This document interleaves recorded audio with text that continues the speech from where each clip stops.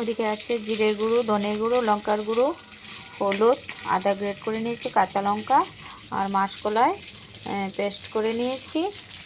আর মাছের মাথা ভাজা হয়ে গেছে, এখন সম্বাস দিয়ে দেবো। আর ওদিকে জল গরম করে নিয়েছি ডালের জন্য।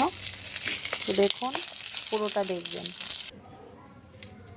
2টি শুকনো লঙ্কা, তেজপাতা, পাঁচফোড়ন।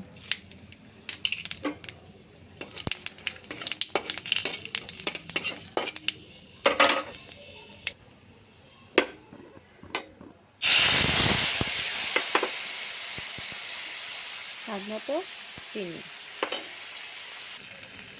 মশলাটা কষানো হয়ে গেছে, এখন ডালটা জলের সঙ্গে, গরম জলের সঙ্গে মিশিয়ে নিয়েছি। তো দিয়ে দিলাম মাসকলাই, ডাল, মাছের মাথা দিয়ে, আর মাছটাও দিয়ে দেব এখন।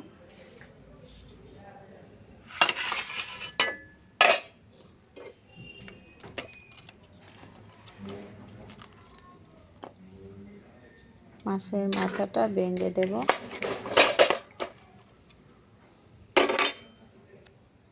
স্বাদ মতো একটু লবণ।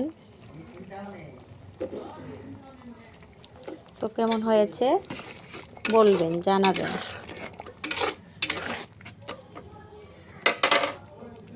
তো হয়ে গেছে, উঠিয়ে নেব। তো আজকের মতন এইটুকুই, কালকে আবার রান্নাবান্না নিয়ে দেখা হবে। ভালো থাকবেন, সুস্থ থাকবেন, টাটা।